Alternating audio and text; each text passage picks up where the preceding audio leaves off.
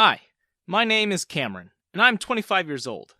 I'm going to tell you my story about how I went from an orphan to being adopted by a big family, and finally becoming a stepdad, and a lot of other things.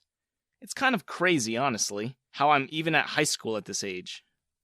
But let me make everything clear for you first. So, basically, my mom and dad died in a car accident when I was around 3 years old. I don't even have many memories of them except for the fact that we were a pretty isolated family. This brings me to my next point. Apparently, there weren't any relatives that my mom or dad kept in touch with. When the authorities tracked down a few of my distant relatives, they refused to look after me, because no one wanted a 3-year-old child to increase their burden. And my parents had left no will. So I was sent to an orphanage because there was no other option for me. Growing up in the orphanage was a pretty rough experience. Actually, who am I kidding? It was more than pretty rough. It was the worst thing ever. I was looked down upon by the other kids because, according to them, I was a strange guy. Just because I refused to do as they wanted. Refused to be a pushover. They took it upon themselves to make my life a living nightmare. Our caretaker was indifferent. He didn't even bother with what was going on. His negligent attitude gave the kids a free rein to do whatever they wanted. A sort of hierarchy was established in the orphanage. The older and the stronger kids had united against the weaker, younger ones. They would order us around to do all their work, to bring them food, to wash their clothes, and do the dishes after every meal. And when some of us refused, we were in for torture. They literally didn't let me sleep at night. They would shove me around all day, make me trip, and would always mess with my stuff. It was all too much to take in. I couldn't focus on my schoolwork because of them. Sometimes they even tore apart or messed up my notes and textbooks. The caretaker turned a blind eye to everything, and the situation only got worse day by day. I desperately wished that someone would come and adopt me, but my chances were slim. Most families only adopted infants and babies. I was 15 years old by then, and none of the adopted families even gave me a second glance. One day, I was in the backyard, sulking about everything that was wrong with my life. A little girl came up to me with a ball in her hands. She seemed to be about 5 years old. I was about to ask her who she was when 5 more girls who looked exactly like her walked up to me from the back door. I stood up in shock. What was going on? A lady, who was undoubtedly their mother, if the similar feature were to go by, walked out next and gave me a smile. "My daughters seem to really like you. Would you like to become their brother?" I was speechless. I was not expecting this all of a sudden. I could have cried out of joy then and there. Okay, fine, I'll admit, I did cry. But how could I not? Finally, I was seeing hope for a better life and a brighter future, something I had given up on. I didn't waste any time in nodding and giving my consent. After a lot of paperwork and some other processes which happened over the next few days, I was finally in a car, going home with my adoptive family. "So, your name is Cameron, right?" the lady asked. Actually, wait, should I call her Mom? But she seemed so young. It felt like she was in her early 20s. It would be weird to call her Mom. But then, what else could I call her? Lady? I snorted at my thoughts. "Happy," she commented with a smile. "Oh, sorry," I immediately rushed. "As for your question, yes, I am Cameron." She gave me another smile. "It's okay, Cameron. You don't have to be so nervous and careful around me. We're a family now.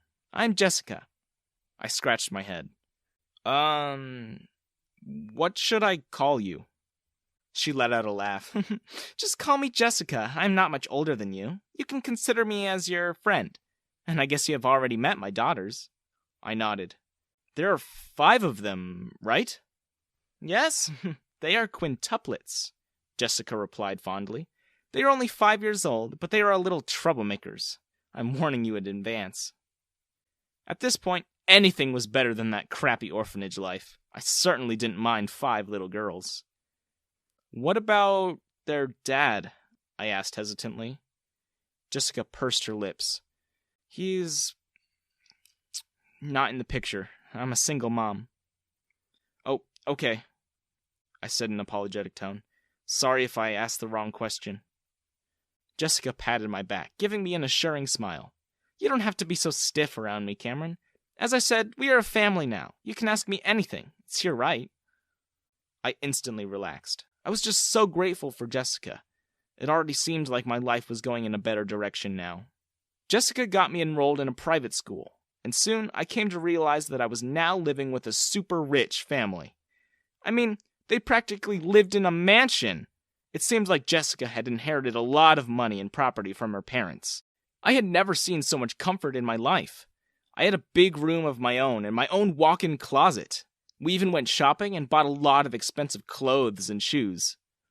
In the beginning, I was a bit hesitant about spending money like this. It still felt like I didn't deserve any of this, and I shouldn't spend Jessica's money unnecessarily. But Jessica had insisted that I could buy anything I wanted. "This is all for you, Cameron," she had said, patting my head. "I don't want you to hold yourself back from anything." To be honest, I didn't care about money that much. I mean, yes, it was one part of my now improved lifestyle, but I was overall happy that I had a family now.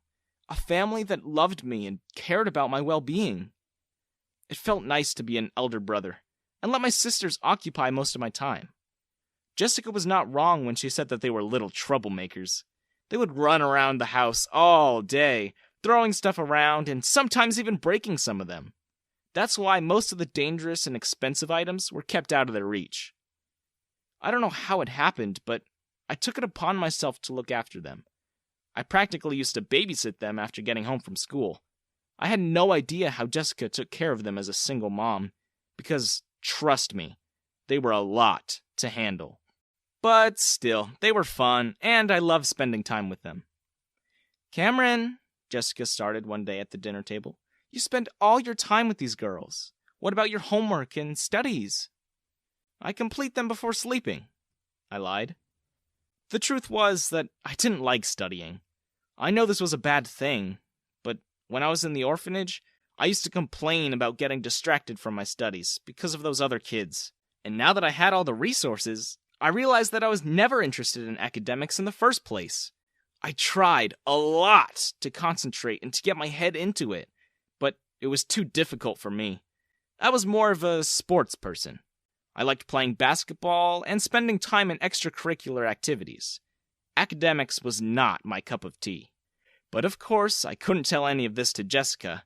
She was doing so much for me. And I guess she also had some expectations from me. So I didn't have the heart to disappoint her. I just used to mug up the important concepts before the day of exam and managed to get passing grades. The first time I showed my report card to Jessica, she seemed to be in shock. I felt really embarrassed. "I'm sorry," I said, not being able to meet her eyes. She was definitely disappointed in me. I had taken her kindness for granted. "Cameron," she placed a hand on my shoulder, "you don't have to be sorry. It's okay, everyone doesn't have to be a topper. I just want you to give your best and not worry about anything else. I'm afraid that much of your time is taken up by the girls and you can't focus on your studies." "No," I said immediately. "I like spending time with them. I'm not interested in academics. I like basketball more." "Is that so?" Jessica asked with a smile. "You should have told me sooner. I'll enroll you in a sports academy so that you can pursue what you like." "Thank you," I said sincerely. This was all so much more than I had ever asked for. I still couldn't believe sometimes that I had gotten so lucky. A few years passed like this, and I was having the best time of my life. I was 22 now, and in college simultaneously training for basketball. My skills had improved over the years, and I was the captain of my college team. I couldn't help but feel relieved every time I saw the proud smile on Jessica's face when she came to watch my matches. During one such match, I went to talk to her before the match started. She hugged me and wished me a good luck. "Cameron, who is that, your girlfriend?" a girl from my class, who was standing beside us, suddenly asked. My eyes widened while Jessica just laughed. What was I supposed to say? Mom was not the right term to describe Jessica, and to be honest, everyone would laugh if I said she was my mom. She didn't look a day older than 20. I swear she was aging backwards. "Do I look young enough to pass as his girlfriend?" Jessica asked the girl, good-naturedly. "Well, duh. You look like a college student to me," the girl replied. I glanced at Jessica, and for the first time in my life, I realized how gorgeous she was. I shook my head to get rid of my thoughts. No, I shouldn't be thinking about Jessica like that. I met her eyes to find her already looking at me with an undecipherable look. Oh no, did she catch me staring? I quickly took my leave and went towards the court to meet my teammates. When I went home with Jessica after the match that day, there was an awkward silence between us in the car. Something had definitely changed between us, and I had no idea how or why. Jessica cleared her throat. Cameron, do you mind if I ask you a personal question? No, of course not, I replied quickly. Do you have a girlfriend? No, I have never dated anyone, I said. I had received my fair share of proposals, but I had rejected them because I was not interested.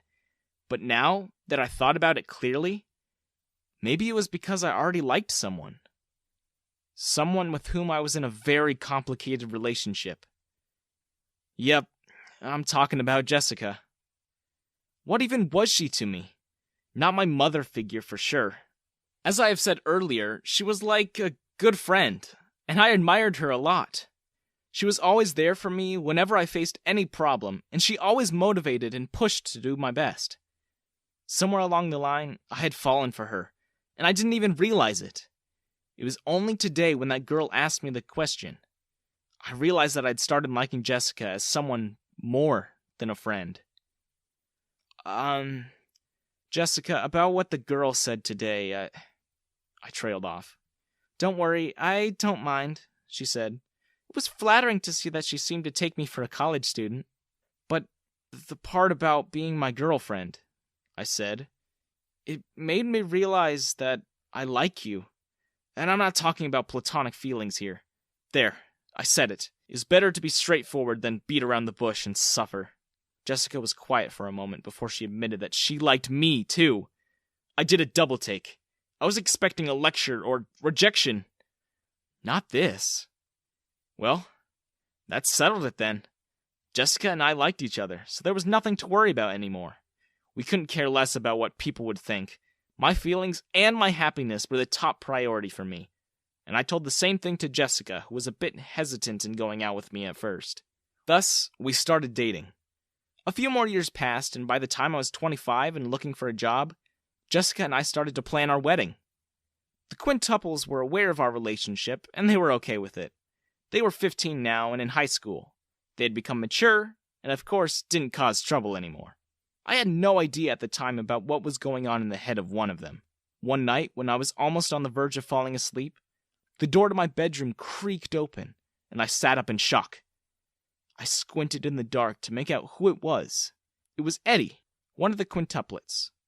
I switched on the lights and watched her walking towards me with half-closed eyes. Was she sleepwalking? I called her a name a few times, but she didn't answer. Yep, she was definitely sleepwalking. She sat on my bed and muttered something. I shifted closer to listen to what she was saying. I was in for a big shock. I retreated away from her when I made out her words. She was saying that she had a crush on me and didn't want me to marry Jessica. Could it be that she was just mumbling things in her sleep? Whatever it was, I had to resolve this issue. I shook her shoulders, jolting her out of her sleep. She blinked, staring at me wide-eyed. What happened? She stuttered, looking around. Eddie, is it true that you have a crush on me? I asked her. And that you don't want me to marry your mother? Her cheeks flushed. I do have a crush, but not on you. There's a guy in my class whose name is Cameron, too. I kinda like him. It's just that every time I hear your name, it reminds me of him. I exhaled in relief. That's cute. I hope things work out between Cameron and you. And what about the part where you were talking about me not marrying your mother? Eddie looked down at her lap. I don't know. I see you as an older brother. I can't imagine calling you Dad. I mean, you are like a father and everything because you take care of us, but what will happen once you marry Mom? I'm afraid you'll grow distant and become strict. What if... I let out a laugh, cutting off her mid-speech. Eddie, I understand where you're coming from, but trust me, I will remain the same even after marrying your mom. Nothing is going to change. I won't grow distant or become strict. And you don't have to call me Dad, just call me Cameron, like you do now. Understood?" She nodded happily and hugged me. Soon after that incident, Jessica and I got married in a private ceremony. Everything went smoothly, and all of us were happy about how things had turned out. A few days after the wedding, though, a new problem arose. The quintuplets, aka the girls who were my official daughters now, needed my help with their studies. Jessica had a job, so she wasn't at home most of the time, and I used to look after the girls. So when they asked me to help with their homework, I couldn't refuse. But one look at that textbook, and I regretted not paying attention in my high school classes. I couldn't understand a simple thing, and they had so many doubts. "Why is math so hard? Can you turn to me every day? I want to score good grades," one of them asked. "Me too. I need help with physics," another one said. "The teacher at my school doesn't even make sense." The others also wanted me to tutor them. In short, I was doomed. "We can just hire a tutor for them," Jessica said next morning. "No need to beat yourself up over it." "No," I quickly denied. "I don't want them to think that I'm good for nothing. I don't want to become a failure in their eyes. I've decided that I will restart high school and help them with their studies, no matter what." Jessica protested at first, but finally gave in after I persuaded her. I didn't waste any time in enrolling at a high school once again. Of course, it was a different school than the one where the quintuplets went to. I didn't want them to find out my plan or get embarrassed on my behalf. I thought high school would be easier for me now, since I was older and my brain had matured. But I was wrong. It was still as difficult, and the fact that I had to study with kids who were 10 years younger to me and who liked to make fun of me didn't help at all. Even the teachers were stereotyped. "Why did you join high school when you should be doing a job? Were you one of those kids who didn't pay attention in class and always failed? How can you be so shameless and show up at a school every day? Wow, you've got guts, man. I'd be so embarrassed if I was in your place. You're as old as me and you're still a student here?" These were some of the common things that the teachers used to say to me. And don't even get me started on the students. They had given me the nickname Grandpa and had ostracized me. I mean, I was not exactly dying to hang out with a bunch of 15-year-olds, but could they at least pretend to be nice? But whatever. I was here to get my concepts straight, not to bother with these useless comments. But one person in particular was making this too hard for me. A teacher, to be exact. Well, she was a weird one. Despite knowing that I was married, she tried to hit on me. First of all, I was her student, and she was doing the wrong thing. And secondly, I was married! When I rejected her, she became bitter about it. She started calling me out in class to answer questions from the chapters that she hadn't even taught beforehand. Of course, this was all to humiliate me. "Shame on you, Cameron," she would say in front of the whole class. "You can't answer such simple questions. How old are you again? These 15-year-olds can perform better than you." This went on every day. I ignored her in the beginning, but she started employing childish tricks. She started using the other students to humiliate me. Someone superglued me to my chair once, and I guess you can imagine what happened after. I became a laughingstock that day, and that darn teacher was smirking, giving me a knowing look. I knew without a doubt that was her doing. Her dirty tricks didn't stop there. I used to find disgusting notes written on my locker every day. And one day, she brought up the quintuplets while humiliating me in the classroom. "I bet your daughters are just like you, Cameron," she said. "They probably flunk all their subjects." She went on saying things about them while everyone laughed. I had had enough now. I decided to teach this arrogant teacher a lesson. Of course, I was not going to stoop to her level and use disgusting and childish tricks to do that. I had a better way of humiliating her. I did some hard work for a few weeks and studied ahead of the class, understanding all the concepts on my own. Then I did some advanced research on the topics too. Now, when I attended the classes, I used to cross-question her with complex questions during the lessons. Of course, she wasn't able to answer even a single question of mine. No one cared for her first few days, but when this repeated in every class, and she started making excuses, everyone noticed. They started doubting her knowledge and skills. I heard that someone had even complained to the principal about how lacking she was as a teacher. Well, my job was done. She stopped bothering me. She now knew the price of messing with me. Meanwhile, I helped the quintuplets with their studies. Every day, and eventually they started getting a grasp of the concepts. I was the proudest person when they scored good grades in their tests. I graduated high school for a second time a few years later, and this time, I had graduated with the highest marks in my classes. It was the most satisfactory thing for me. I'm glad that I didn't let society's norms and thoughts bother me, and did what I wanted to do. So this was the story of how I became a stepdad, brother, tutor, as well as a high school student at age 25. What do you think about my story? Do you think that I made the right choices along the way? Or did I do something wrong at any point?